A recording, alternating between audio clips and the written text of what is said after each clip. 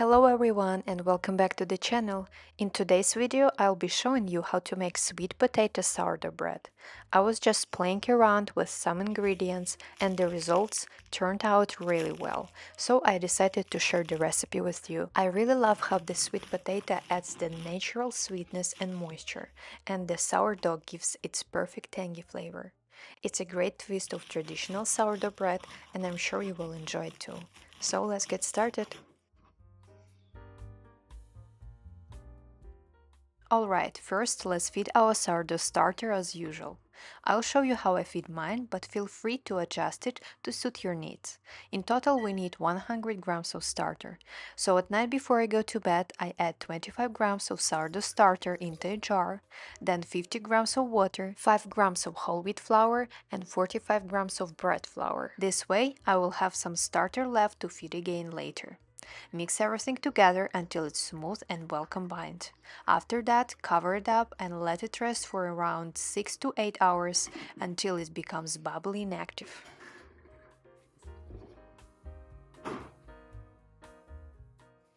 The night before, let's also prepare the sweet potato.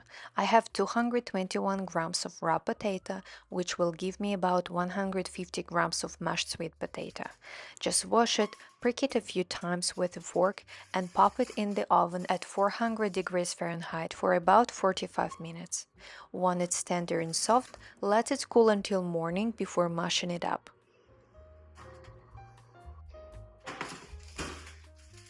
Once the potato is cool, peel it and use a masher or fork to mash it well. Set it aside until we are ready to incorporate it into the dough. For the bread, we will need 150 grams of mashed potato. Now let's move on to making the dough. In a large mixing bowl, combine 220 grams of water and 100 grams of your active sourdough starter. As you can see, it's doubled in size and full of bubbles. Mix until the starter is dissolved in the water. Next, add 30 grams of whole wheat flour and 370 grams of bread flour. Mix everything together until it starts to come together into a rough dough. I tried using my stand mixer, but for this bread I really think it's better to use your hands. The dough is a bit rough right now and it's actually faster to mix everything by hand. Once your dough comes together, cover it and let it rest for 30 minutes. After 30 minutes, add 10 grams of kosher salt and sprinkle it with 10 grams of water to help it dissolve faster. Next, add 150 grams of mashed sweet potato and continue mixing until the dough becomes smooth and mashed potato is fully incorporated.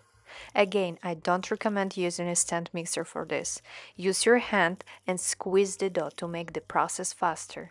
It might take a while, but don't worry, it will come together. First, I just squeeze the dough and then I use the stretch and slap technique until the dough stops ripping. Be ready, your hands will get tired, but it's all the part of the process. When your dough comes together, it will be very sticky. At this point, you don't need to check the gluten window. It just needs to be stretchy. So for now, stretch and fold the dough in a circular motion, cover it and let it rest for 30 minutes. During this time, your gluten will start to get stronger. After 30 minutes, I transfer the dough into a smaller glass bowl so I can see how it's growing. Then I repeated the stretch and fold again. Now we will need to fold the dough 3 more times, making sure to keep it in a warm place around 75-80 degrees Fahrenheit during each rest. And don't forget to wet your hands while folding to keep the dough from sticking. Cover the bowl and let it rest for 30 minutes. Now repeat the stretch and fold again. You will notice the dough becoming less sticky and more stretchy with each fold. Once you're done, cover the dough and let it rest for another 30 minutes.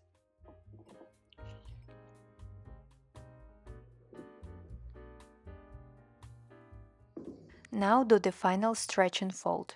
After this, cover the dough and let it rest for 2 to 3 hours. During this time, the dough should rise and become nice and puffy.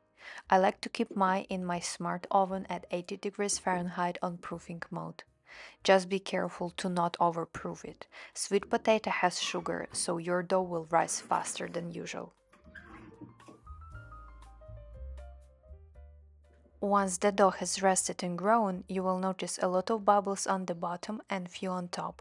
Now sprinkle some flour on the dough and gently transfer it onto the surface, trying to not deflate it too much. After that, sprinkle more flour on top and shape the dough into a ball. To do this, take the edges and stretch them toward the center. Then flip the dough and use the scooping technique to shape the ball. Cover it and let it rest for 20 minutes.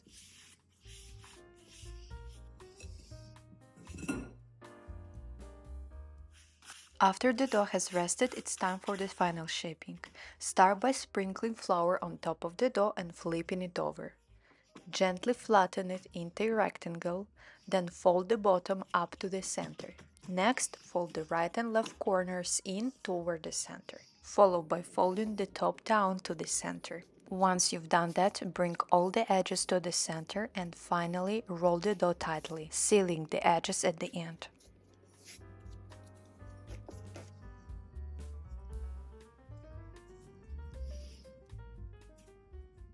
Once shaped, place the dough seam side up in a floured proofing basket. Pinch the edges one more time to tighten it.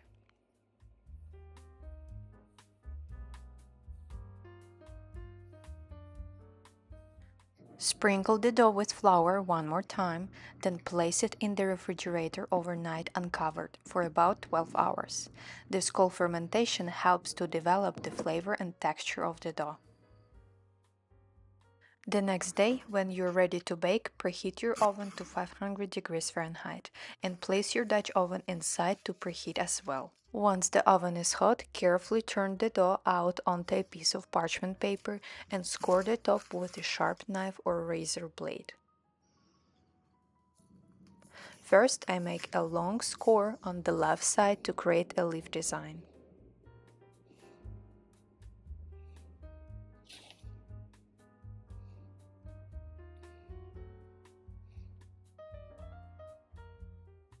Then, on the right side, I make one deep score, keeping the blade slightly turned.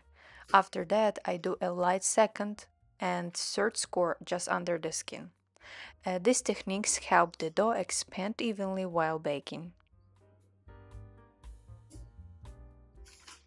Now, carefully transfer the dough into the preheated Dutch oven.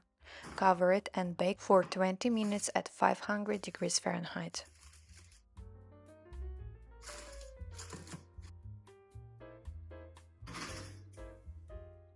After 20 minutes, remove the lid, reduce the temperature to 450 degrees Fahrenheit, and continue baking for another 20 minutes, or until the bread is golden brown and sound hollow when tapped on the bottom.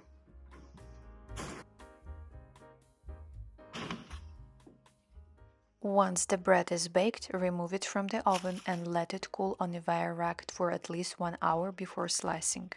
Please do not skip this step, as the bread is very moist and cutting it while it's hot will result in a gooey texture. Resting allows the crumb to set properly and ensure a better texture when you cut into it. And that's it. I hope you give this recipe a try and enjoy the process as much as I did.